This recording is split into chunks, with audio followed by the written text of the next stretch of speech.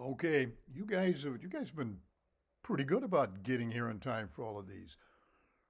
Now you're going to hear a story about a three-block fist fight. See those two little guys there? I'm the taller of the two, of course. Snap is the shorter one. This was the summer of 1955. I'm 11 and Snap is 10. We're outside. It's late summer. It's hot. It's buggy. It's sultry. It's just not comfortable. And me and Snap are in the front yard, and we're wrestling around like we always do. We're like a couple of cub bears. We were always wrestling, us and our friends. And we just, we were hot, and we'd thrown each other down pretty good. And finally, I'm not sure what caused it, but all of a sudden, one of us threw a punch and hit the other guy in the head or something. I forget, but whatever. It broke out into an all uh, no bars fist fight. We started pounding each other, slugging each other. Now, Snap was shorter of the two, and when he'd get in a fist fight, and I know, watched him many times, fought him a few times, he would come in low because, particularly to me, because I was taller. God, he'd hit me in the stomach, then uppercuts to the jaw and to the mouth. And as he came in, I would back up. I'd throw these roundhouses to the side of his head and to his nose, to his ears.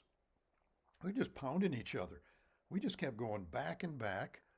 And all of a sudden, we're just halfway down a block going west. And we're in the middle of the street. And we're just throwing punches back and forth, up and down. Uh, I'm bleeding out of the mouth. His nose is a little bloody. Both of us, our faces are red. We're getting tired. We're down by the stone house now, and then all of a sudden we're still fist fighting, and we're over to the Dr. Annenberg's house, and we're standing in the yard, and then finally we're both out of gas, and we stop. We bend over, and we're huffing and we're puffing, and I'm just hoping, gee, Snap, let's just let's just call it quits. He was such a tough guy. His high school football coach, Dick Ty, said he was one of the best linebackers he ever coached. Tough kid, and boy, he was sure proving that to me back in 1955 before he even learned how to be a linebacker. Then all of a sudden, I looked at him. He said, "Let's go. Put your dukes up." So I put him up, and away we went. Back and forth, punch, punch, punch, punch. We were just landing them left. Neither one of us were trying to protect ourselves. We were just trying to land as good a punch as we could. We're halfway down the second block. We're in Martin's yard. Now we're almost all the way up to the end of the second block. We're on Frank's yard. And once again, we're there and we're just running out of gas. So we stop. And I said, "What do you think, Snap? Should we keep going?" He said, "Yes. Put your dukes up. This thing isn't over." I said, "Well, okay." I wasn't going to back down from my little brother.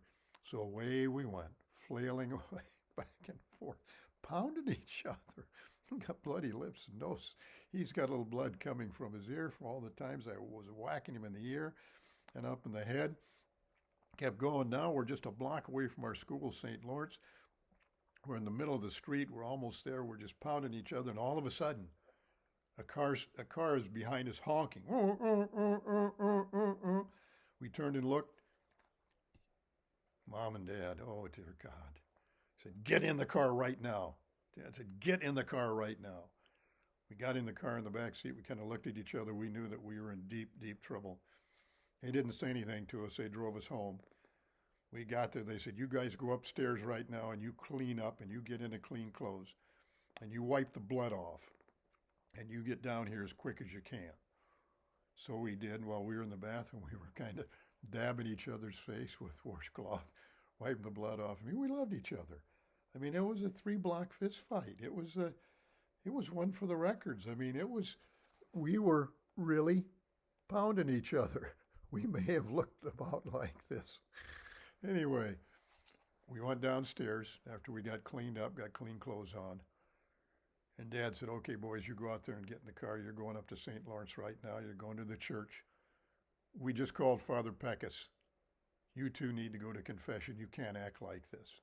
You both just committed a grievous sin against each other and our family.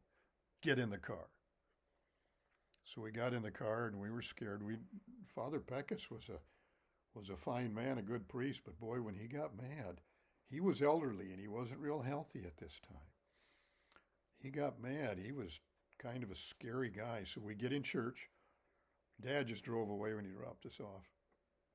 We get in church, go in and we kneel down not too far from the confessionals, and there's Father Peckus standing by the confessionals. He gave us one of those looks. Ooh, we were scared. And he went into the confessional booth. Me and Snap looked at each other and said, "What do you think?" And Snap said, "I'll go first." He was always the brave one.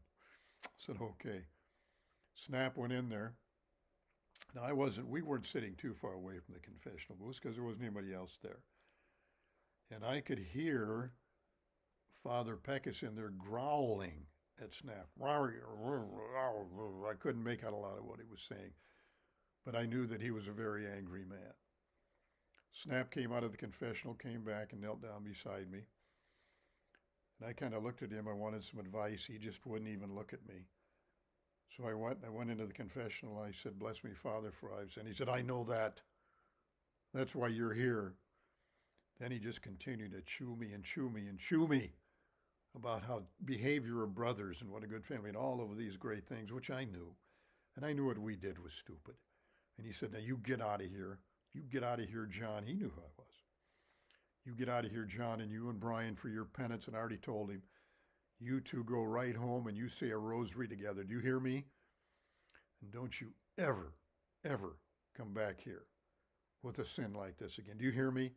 "Yes, Father, I do hear you. I'm sorry." He said, "Get out of here."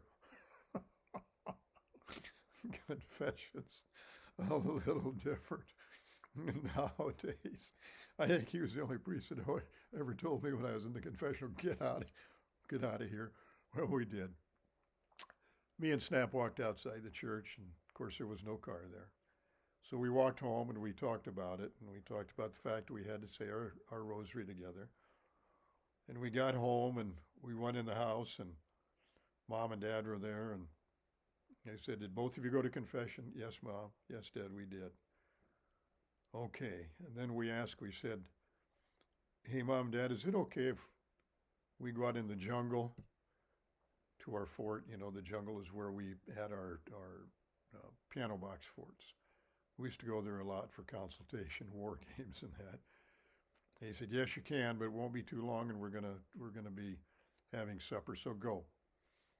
They didn't seem to want to talk to us much anyway, so we went out there. We got into our fort, went up to the second floor of the fort, got talking up there.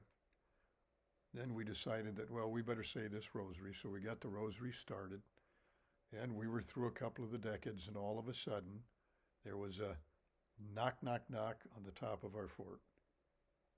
Said, "Yes?" "Who is it?" And Dad said, "It's your father and your mother." "Okay. What do you want?" And Mom said, "Well, we just came out here to tell you boys we've been talking about you. And you boys have brought a lot of excitement into our lives, and we just want you to know that every kid growing up makes mistakes, and that we love you guys very much. And we just want you to know that, even though a bad thing happened today." And then we said, "Okay." We should have said thank you or something, but we didn't. And Dad said, "What are you two boys doing in there?" And we said, "Well, if we, if we tell you, promise not to tell anybody." "Well, yes, why? What's the big deal? What is it you're doing that's such a big secret?" "Well, it's not really a big secret, but we're doing the penance that Father Peckus told us to do." And Dad said, "Okay, what is it, boys?" He said, "Well, we're in here praying the rosary together, Dad." And it got very quiet. Real quiet. And then we heard them walking away. And as they walked away, we heard Mom say in a crying voice, "Oh, Bob,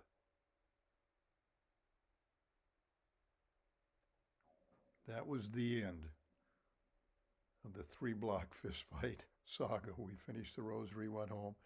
We never had a fight like that ever again. We didn't stop fighting, but nothing like that. Hope you enjoyed the 3-block fist fight. It was kind of fun.